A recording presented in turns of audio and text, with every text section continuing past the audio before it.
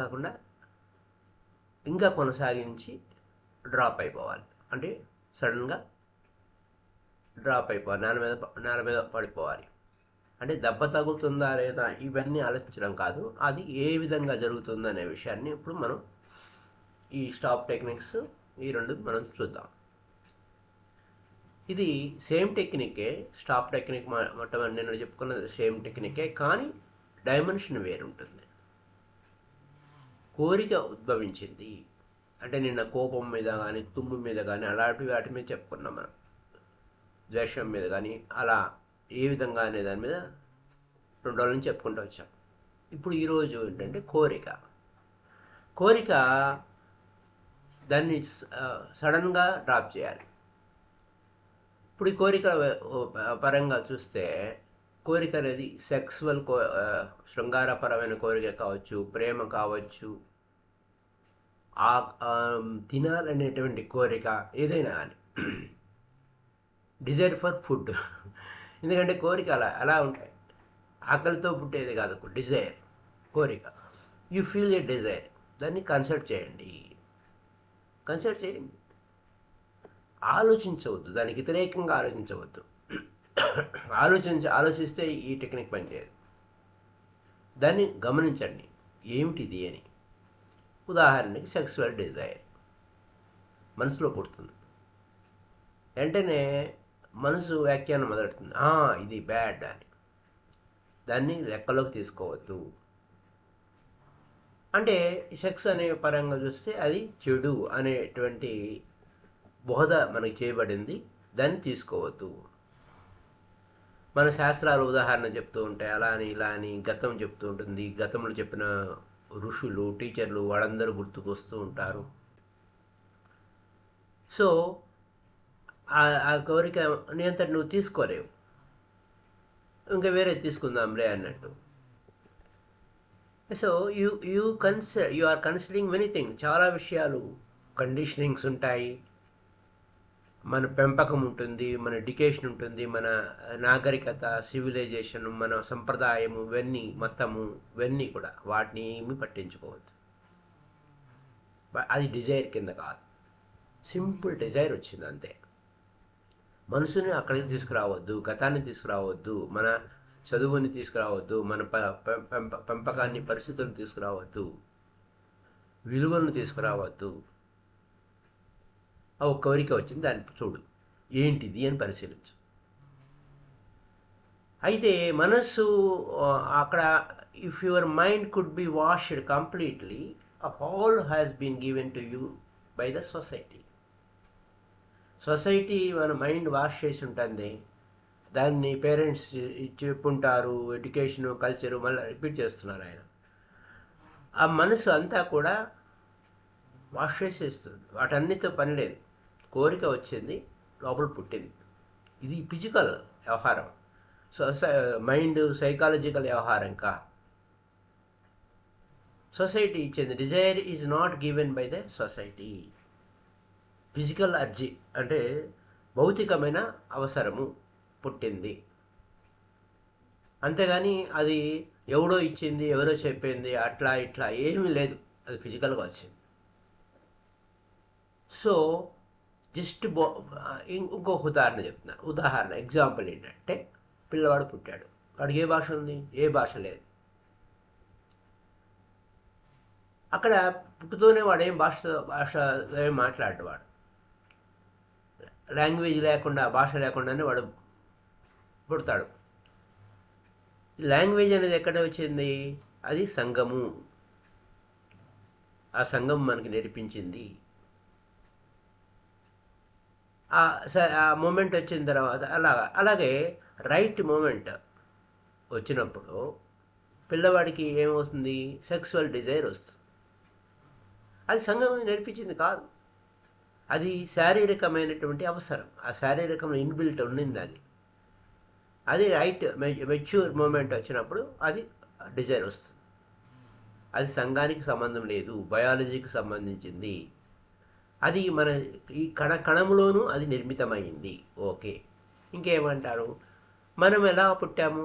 కేవలం సెక్స్ ద్వారానే పుట్టాము. అలాగే మన శరీరంలో ప్రతి కణకణం ఎదుగుతున్నాయంటే ఆ సెక్స్ ద్వారానే జరుగుతుంది. మనకి ఆ సెక్స్ సెల్స్ ఉన్నాయి. ఆ బయాలజీలో అంటే ఆ biology can be washed of completely అనుకోండి. మనకు unless your biology can be washed of completely అంటే చేయనంత వరకు డిజైర్ అలానే ఉంటుంది. సరే వచ్చింది, ఆల్రెడీ అక్కడ ఉంది. చైల్డ్ పుట్టాడు, కోరికతో పుట్టాడు.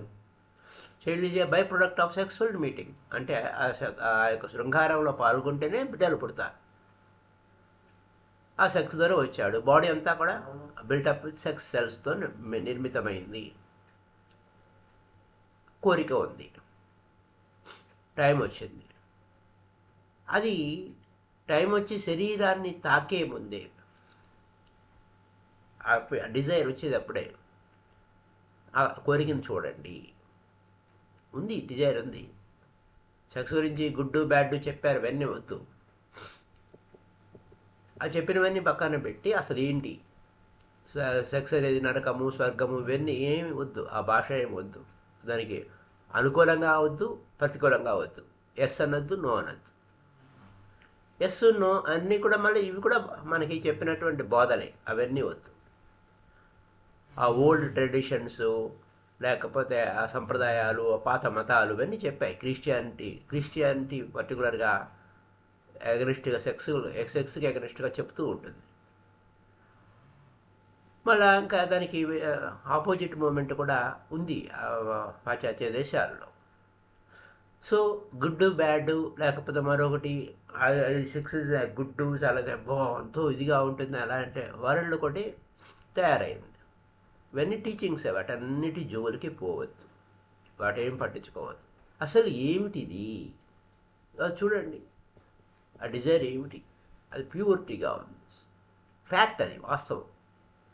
దాని గురించి ఏ వ్యాఖ్యానాలు చేయొద్దు, అది ఏ ఇంటర్ప్రిటేషన్ చేయొద్దు. అది ఫ్యాక్ట్. గమనించు ఏం జరుగుతుంది. ఏ ఆలోచనలు తీసుకురావద్దు. ఏ ఆలోచనలు తీసుకొచ్చినా మళ్ళీ ఎక్కడికో తీసుకెళ్ళిపోతుంది. ఏ ideas, everything has been given to you. అవన్నీ నీకు సెక్స్ పరంగా ఏ ఆలోచనలు వచ్చినా అవన్నీ నీకు ఇవ్వబడ్డాయి. వాటిని ఏమి ముట్టుకోవద్దు, ఏ ఆలోచన వద్దు. ఒరిజినల్గా no thought can be original. ఏ ఆలోచన కూడా ఒరిజినల్ కాదు, నీ సొంతం కాదు. కాబట్టి ఏ ఆలోచన అక్కడ తేవద్దు. కోరిక వెంక జస్ట్ అలా చూడు, ఏమిటిది, దాని గురించి నీకేం తెలియదు. ఫేస్ చేయి, ఎన్కౌంటర్ చేయి, ఎదుర్కో. అది కన్సిడర్ చేయడం అంటే అది ఎదుర్కో. ఎప్పుడైతే ఆ కోరిక వచ్చేసినప్పుడు జస్ట్ లుక్ ఎట్ ఫ్యాక్ట్, ఏమిటిది. అయితే ఇది దురదృష్టవశాత్తు it is one of the most difficult things to do. చాలా దురదృష్టవశాత్తు, ఎందుకంటే మన బోధలు పెంపకాలు ఇవన్నీ ఉండటం వలన మనకి కష్టంగా అనిపిస్తుంది. ఇదేదో చంద్రమండలానికి చేరుకోవడం ఎంత కష్టమో అంత అన్నట్టు, ఎవరెస్ట్ శిఖరం ఎక్కడం ఎంత కష్టమో అంత, దానితో కంపారిజన్ మొదలవుతుంది. అది చాలా కఠినం అయిపోతుంది. ఆ చంద్రుడిని చేరడం ఎంత కఠినము, ఎంత కష్టము, ఎన్నో కావాలి దానికి. కానీ living fact, you are living fact compared to living with a fact of inner mind is nothing. It is nothing. Mind అది వద్దు. A fact of the inner mind it is nothing. అంతేగాని అది కాంప్లెక్స్ చేయొద్దు, వేరే ఆలోచనలతో చేయొద్దు. Mind అనేక విషయాలతో ఉంటుంది, అది ఎప్పుడూ అలాగే ఉంటుంది. సో సెక్స్ అనే వర్డ్ అనేసరికి ఇంకా దానికి వ్యతిరేకమైనటువంటి ఆలోచనలు ఇమీడియట్గా తీసుకొని వస్తుంది. గుడ్ బ్యాడ్ అవన్నీ దాని వెనక చూడొద్దు, శాస్త్రాల వెనక చూడొద్దు. అందుకోసమే 6 to సూపర్ కాన్షియస్ మొట్టమొదటిగా పబ్లిష్ చేసినప్పుడు సంభోగమునుడి సమాధి అనే పుస్తకము, అంటే మన తెలుగులో అనువాదం అది, కానీ English version from sex to super conscious publish చేసినప్పుడు చాలా ఏంటిది టైటిల్ మార్చండి, సెక్స్ అనే దానికి డిస్టర్బెన్స్గా ఉంది మాకు, ఆ పుస్తకం పట్టుకొని మీరు చదవాలంటే కష్టంగా అనిపిస్తుంది, మాకు టైటిల్ మార్చండి అని చాలామంది అడిగారట. ఎందుకు? ఆ వర్డ్కి మనకి ఇంటర్ప్రిటేషన్, మైండ్ ఇచ్చేటువంటి ఇంటర్ప్రిటేషను, దాని వ్యాఖ్యానం చాలా ఇబ్బందికరంగా అనిపిస్తుంది. సరే, కొన్ని క్షణాలు ఇవన్నీ రకరకాల వ్యవహారం అని. సో లెమన్ జ్యూస్ గురించి మనం మాట్లాడుకుందాం. లెమన్ జ్యూస్ అనగానే మన నోరు ఊరుతుందా? కొన్ని క్షణాలు చూడండి. ఆ నోరు ఊరింది అనుకుంటే అది ఏం చేస్తాం? మింగేస్తాం. మైండ్ ఇంటర్ప్రిటేషను ఏం చేస్తుంది? ఎన్నో వర్డ్స్, రకరకాల వ్యవహారం అంతా కూడా మైండ్ ఇంటర్ప్రిటేషనే ఉంటుంది ఎక్కువగా. సో ఈ కోరికలను ఇలా ఉన్నప్పుడు ఏం చేయాలంటే, ఇలా ఇప్పుడు కొన్ని మతాల గురించి చెప్తే Hindu Mohammedan thought, Jew thought, Christian ఇవన్నీ కూడా ఇది నాట్ గుడ్ అనే చెప్తూ ఉంటారు. అయితే ఒకవేళ సరే యూదులు లేదా క్రిస్టియన్ మైండ్ ఇంటర్ప్రిటేషన్ పెట్టింది, ట్రెడిషనల్గా కన్వెన్షనల్గా ఐడియా వచ్చేస్తుంది. అంచేత ఇది చాలా కఠినంగా అనిపిస్తుంది ఈ వ్యవహారాలన్నీ కూడా. సో అలాగే మనకి ఋషులు వాళ్ళు బ్యాడ్ గుడ్ అవన్నీ చెప్పడం వల్ల కూడా మనకి కఠినం అనిపిస్తుంది. ఇక్కడ మనకి ఏంటంటే ఈ టెక్నిక్ ఇవన్నీ ఎందుకు చెప్పామంటే మన వెనకాల ఉన్న బ్యాక్గ్రౌండ్ గురించి చెప్పాం. ఈ టెక్నిక్లో 2 పార్ట్స్ ఉన్నాయి. ఫస్ట్ ఫ్యాక్ట్, వాస్తవం, అవేర్గా ఉంటుంది. Remain with the fact. ఆ ఫ్యాక్ట్తో ఉండు. వచ్చింది డిజైర్ వచ్చింది, ఏమనుకో, ఎస్ అనుకో, నో అనుకో, అవేర్గా ఉండు, శ్రద్ధగా ఉండు. ఏం జరుగుతుంది? ఆ సెక్సువల్ డిజైర్ ఫీల్ అనేది వచ్చిన తర్వాత నీకేమి జరుగుతుందో చూడు. నీకు ఏ విధంగా జ్వరంగా అనిపిస్తుంది, ఏ విధంగా నీ శరీరం వణికిపోతుంది, లేకపోతే ఏ విధంగా నీలో ఆ పిచ్చి, సడన్గా ఆ పిచ్చి తనము నీలోకి చొచ్చుకొని ఏ విధంగా పాకుతూ వచ్చింది, అది నిన్ను స్వాధీనం చేసుకోవడం కోసం ఏ విధంగా వచ్చింది. ఫీల్ ఇట్, కన్సిడర్, దాన్ని చూడు, ఏంటో చూడు. ఎస్ అనొద్దు, నో అనొద్దు, దాన్ని చూడు. నువ్వు అక్కడేం కొంపనే మునిగిపోవడం లేదు, నువ్వు దాని మీద ఏమి జడ్జిమెంట్ చేయొద్దు. ఫ్యాక్ట్ని గమనించు. ఓ is a sexual desire, okay. Bad good ఏమనద్దు, చూడంతే. మళ్ళీ నువ్వు అన్నావా, ఈ టెక్నిక్ వేస్ట్. ఈ టెక్నిక్ లోపలికి దానివల్ల నువ్వు ప్రవేశించలేవు, ఇంకా అయిపోయింది. నువ్వేం మాట్లాడకుండా గమ్మని ఉంటేనే వ్యవహారం. ఈ మూమెంట్ క్షణం మిస్ అయిపోయావు. శాస్త్రాలు ఇంకా ఎన్నో మళ్ళీ మొదలు వెనక్కి తీసుకుని వెళ్తుంది. అంచేత ఏ శాస్త్రాలు అవి ఇవి ఏం పట్టుకోకుండా అక్కడే ఉండు. ఆ డిజైర్, సెక్సువల్ డిజైర్ ఎక్కడి నుంచి? లోపల నుంచి వచ్చింది, డీప్గా వచ్చింది, పైన కాదని, లోపల నుంచి వచ్చింది. దాన్ని గమనించు. What's happening to you this very moment, ఈ క్షణంలో ఏం జరుగుతుంది. వీళ్ళు ఎవరి గురించి పట్టించుకోవద్దు, గమనించంతే. ఏం జరుగుతుంది నీ లోపల, శరీరంలో ఏం జరుగుతుంది, ఏ మూమెంట్ జరుగుతుంది, అది సజీవంగా వచ్చేసింది. ఏం జరుగుతుంది, అబ్జర్వ్ ఇట్. సెకండ్ పార్ట్ ఏంటంటే, ఇది రియల్లీ బ్యూటిఫుల్. శివ చెప్పాడు, దెన్ సడన్లీ క్విట్ ఇట్. అది వచ్చింది కదా, వెంటనే దాని వదిలే. ఫస్ట్ పార్ట్ ఏమో దాన్ని గమనించాలి, ఫ్యాక్ట్ గమనించాలి. సెకండ్ పార్ట్ సడన్గా దాన్ని వదిలేసేయాలి. గుర్తుపెట్టుకోవాల్సిన విషయం, సడన్గా. అక్కడ నేను బ్యాడ్ అని చెప్పడం లేదు, సో బ్యాడ్ కాబట్టి వదిలేయమని నేను చెప్పడం లేదు, సడన్గా వదిలేయాలి. ఆ కోరిక మంచిది కాదు, చెడ్డది కాదు ఏమంటలేదు, సప్రెస్ చేయమని కూడా అంటలేదు, అణిచిపెట్టమని అంటారు, సడన్గా వదిలి. సప్రెషన్ జరుగుతూనే ఉందండి, అది అన్నీ అణిచిపెట్టడాలు, అన్ని బ్రహ్మచర్యం పేరుతో అదన్నీ మనం మాట్లాడుకోవడం లేదు. సడన్గా సప్రెస్ చేస్తే అది నువ్వు మెడిటేషన్లోకి వెళ్ళవు దాని ద్వారా. సో మనసు మోసం చేస్తుంది. మనసు మోసం చేయడానికి రెడీగా ఉంటుంది. సప్రెషన్ అనేది సైకాలజీ. మనము ఇలా కాదు, తనువుతో చేసేది తంత్ర. సో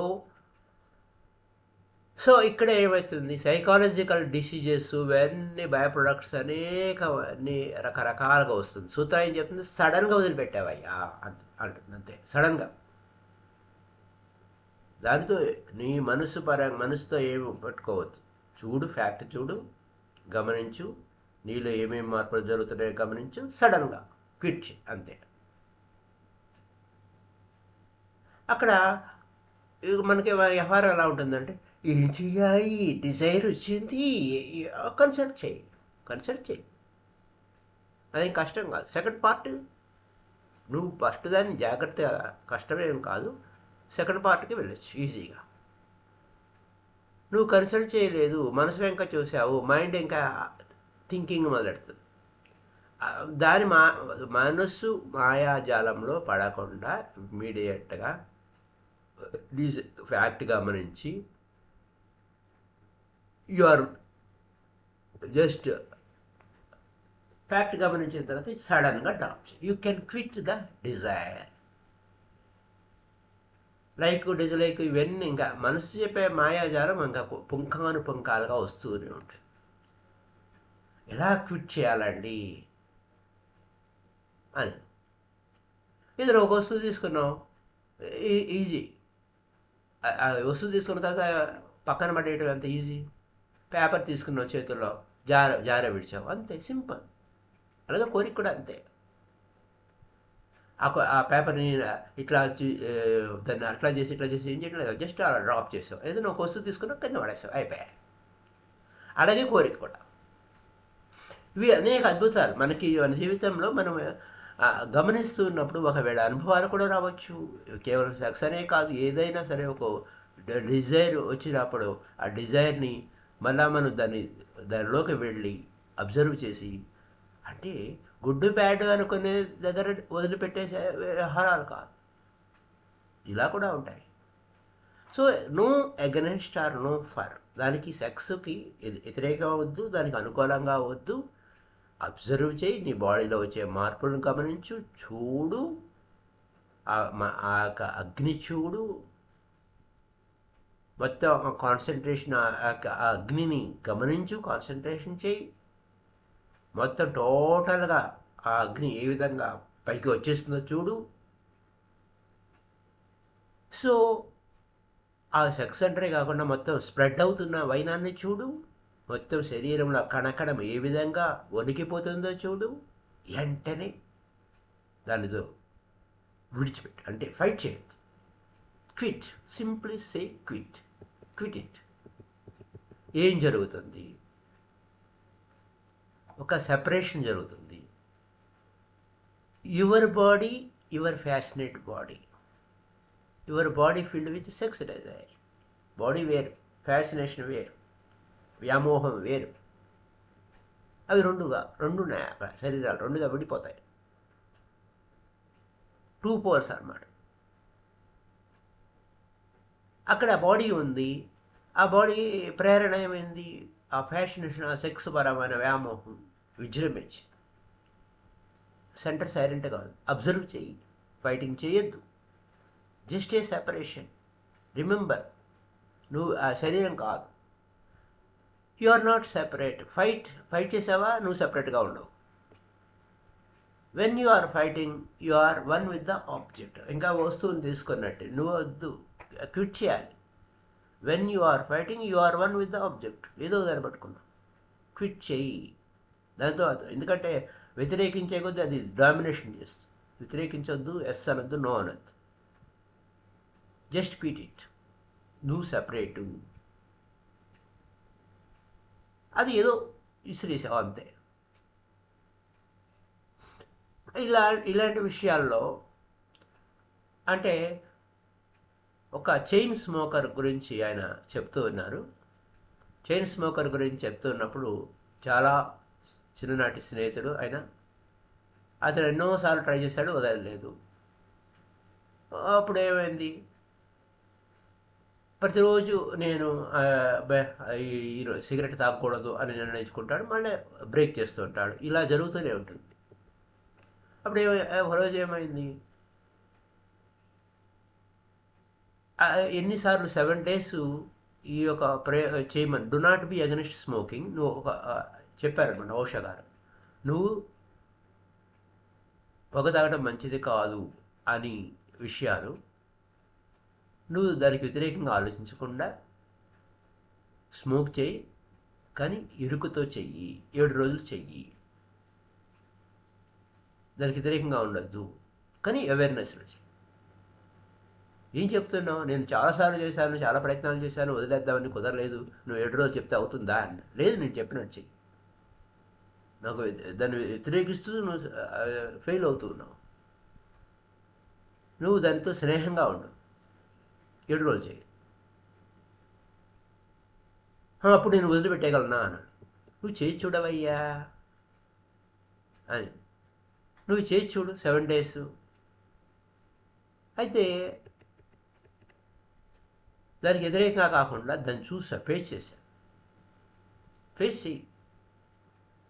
మనం వ్యతిరేకిస్తూ ఉంటే దాన్ని ఫేస్ చేయలేము. ఫేస్ చెయ్యి. 7 days సరే ఆయన చెప్పినట్టు చేద్దామని ప్రయత్నించాడు ఆ స్నేహితుడు. ఎనర్జీ ఉంది, మైండ్ ఏం కోరిక పుట్టింది, చేయాలని ట్రై చేశాడు. అలా తీసుకున్నాడు, అలా గమనిస్తూ ఉన్నాడు, చేత్తో అలా పట్టుకున్నాడు. పట్టుకొని వదిలేశాడు. ఇలా అతను చేయడం వల్ల ఏమైంది, సడన్గా పట్టుకున్నాడు, వదిలేశాడు. అది ఏదైనా సాధ్యమే.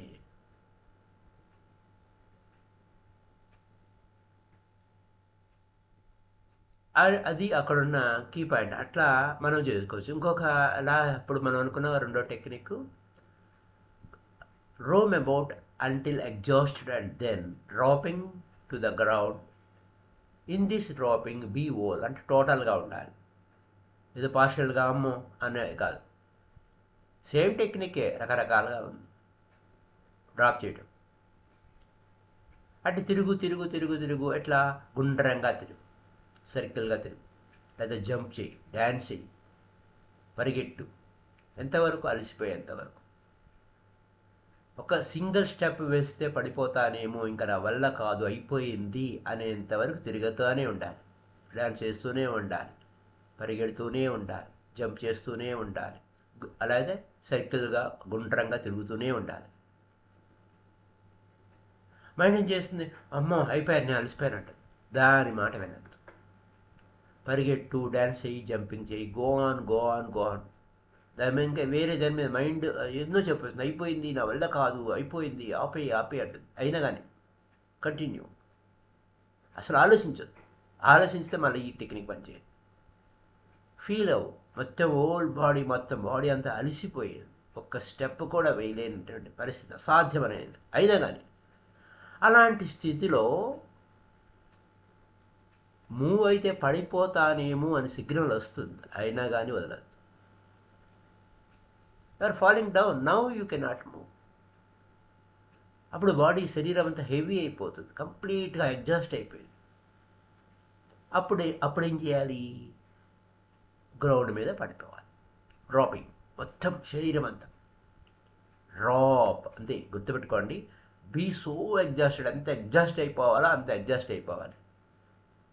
ఆ డ్రాపింగ్ నువ్వు బలవంతంగా పడటం కాదు, లేదా బలవంతంగా కూర్చోవడం కాదు, దానంతరం అదే అలా వాలిపోతుంది, అలా వాలిపోతుంది.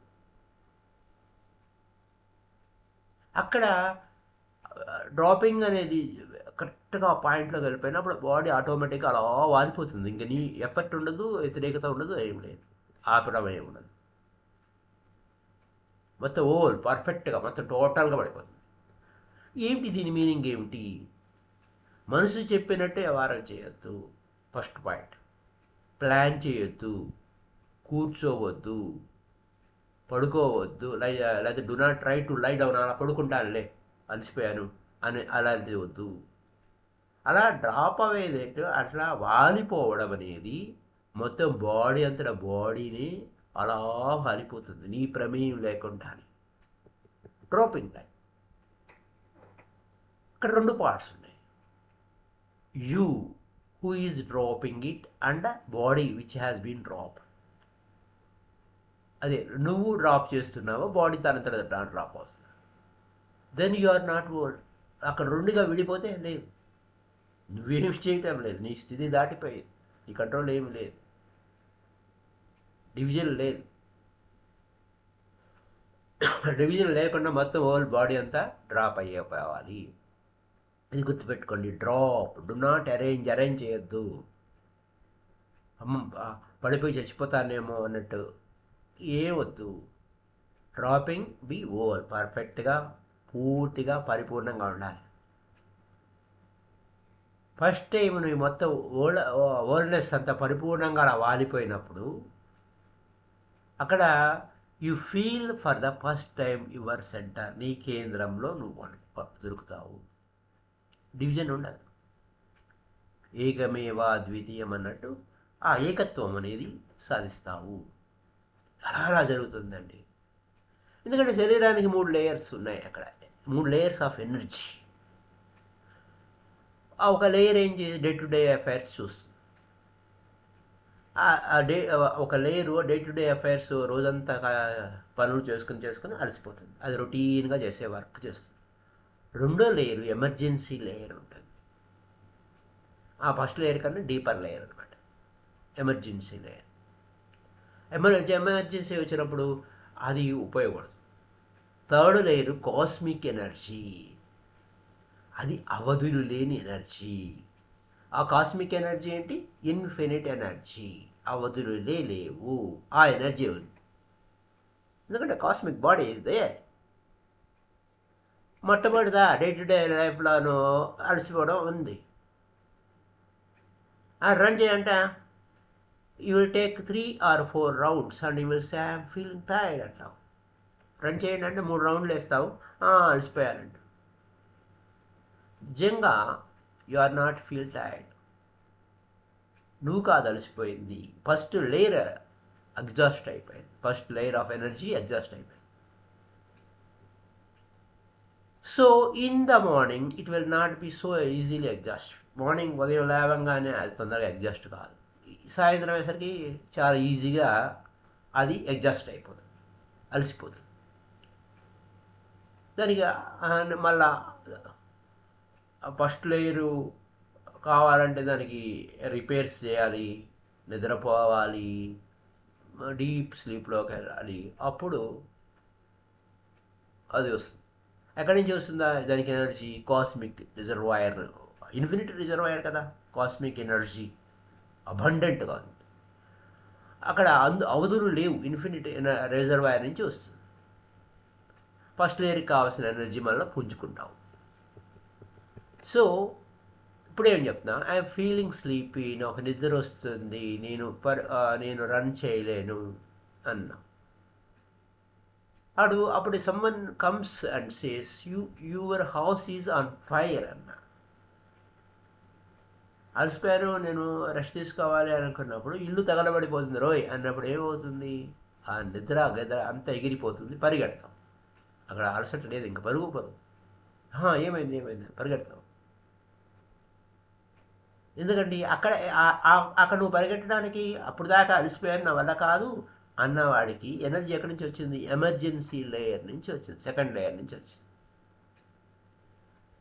అయితే ఈ టెక్నిక్ సెకండ్ లేయర్ కూడా ఎగ్జాస్ట్ అయిపోవాలి. ఫస్ట్ లేయర్ ఎగ్జాస్ట్ అయిపోయింది, ఈజీగా ఎగ్జాస్ట్ అయిపోతుంది. ఇంకా కంటిన్యూ చెయ్యి. అలసిపోయావు అయినా కంటిన్యూ చెయ్యి. కొన్ని క్షణాల్లో మళ్ళా నీకు ఆ ఎమర్జెన్సీ లేయర్ కూడా ఉపయోగపడుతుంది. ఇంకా అక్కడ ఏమైంది? నీకు అలసట లేదు అయినా కానీ. ఇక్కడ విచిత్రం ఏంటంటే మెడిటేషన్ క్యాంప్లో ఓషా గారి మెడిటేషన్ క్యాంప్ గురించి చెప్తున్నారు. అది ఎక్కడంటే డైనమిక్ మెడిటేషన్ ఉంటుంది. డ్యాన్స్లో అని మార్నింగ్ 1 hour, మధ్యాహ్నము, సాయంత్రం అలా 3 సార్లు, రోజుకు 3 సార్లు ఎగురుతూ గెంతుతూ అట్లా డైనమిక్ మెడిటేషన్ ఉంటుంది. 3 టైమ్స్ చేస్తే అలసిపోతానంటే మరుసటి రోజుకి ఇంకా ఎనర్జీ, మరుసటి రోజు ఇంకా ఎనర్జీ. అదనమాట ఆ సెకండ్ ఎనర్జీస్ వచ్చాయి బాగా. సో నువ్వు అక్కడవే చేస్తున్నావు. ఎక్కడికి వెళ్ళావు? కొండ మీదకి వెళ్ళావు అనుకోండి.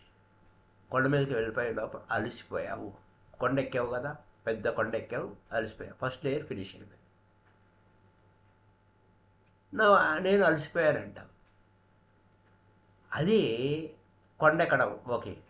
పెద్ద మెడిటేషన్ క్యాంప్ ఉంది, 500 మంది కూర్చుని ధ్యానం చేస్తున్నారు. అప్పుడు అక్కడ ఎవరు అలసిపోరు. అందరూ చేస్తున్నారు కదా, నేను కూడా చేయాలి అనేటువంటి ఆ గ్రూపు ఎనర్జీ నీకు వచ్చేస్తుంది. అందరూ చేస్తున్నారు, ఎవరు అలసిపోలేదు. నేను ఇంకెక్కువసేపు చేస్తాను అని కూర్చుంటాం. అక్కడ అలా మెడిటేషన్ చేస్తున్నప్పుడు ఆ డైనమిక్ మెడిటేషన్ కావచ్చు, 500 మంది కూర్చొని ధ్యానం చేసి ఉండొచ్చు, అది కూడా మనకు ఎనర్జీ వస్తుంది. ఆ గ్రూప్ ఏమవుతుందంటే మనకి పవర్ వస్తుంది. గ్రూప్ మెడిటేషన్ అక్కడ ఎక్కడి నుంచి వచ్చింది? సెకండ్ లేయర్ నుంచి వచ్చింది. Second layer is very big, emergency layer అనమాట. ఎమర్జెన్సీ లేయర్ ఆల్సో టైర్డ్ అనుకోండి, ఫినిష్ అయింది. అప్పుడేమవుతుంది? కాస్మిక్ ఎనర్జీ వచ్చి సోర్స్. మనం అసలు అన్ని ఎనర్జీస్కి మనం కాస్మిక్ ఎనర్జీ. అంచేత ఇక్కడేంటంటే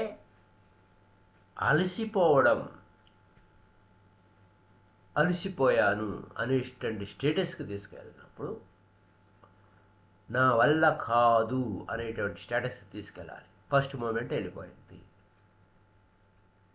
ఇంకా నీ వల్ల కాదు అయినా కానీ ఇంకా ఇంకా ఇంకా లేయర్స్ ఉన్నాయి కదా. లేయర్ మొత్తం ఫస్ట్ లేయర్ ఫినిష్ అయిపోయిన తర్వాత టైర్ అయిపోయింది, సెకండ్ లేయర్కి వెళ్ళావు. సెకండ్ లేయర్ కూడా ఏమవుతుంది? You will feel if I don't anything now, ఇంకా సెకండ్ లేయర్ కూడా అయిపోతే ఇంకేదైనా ఇంకా చేస్తే నేను చచ్చిపోతానేమో అన్న ఫీలింగ్ వస్తుంది. చాలామంది వచ్చి ఏంటండి డీప్ మెడిటేషను మేము మీరు చేసేటువంటి మేము భయపడ్డాము ఇలా, కానీ ఇంకా ఎక్కువ ఎనర్జీస్ వచ్చినాయి అని. ఈ టెక్నిక్ ఏంటంటే కాస్మిక్ ఎనర్జీ. నువ్వు తిరుగుతూ ఉంటే సాహసం కావాలి. థర్డ్ లేయర్కి వెళ్ళాలంటే సాహసం కావాలి. ఇన్ఫినిట్ లేయర్, అవధులు లేని ఎనర్జీ, ఆ ఎనర్జీ వైపుకి వెళ్ళాలి.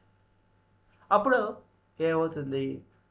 మనం సహజంగానే ఆ శరీరం అలా కింద వారిపోతుంది, మనసు అక్కడ మాయమైపోతుంది.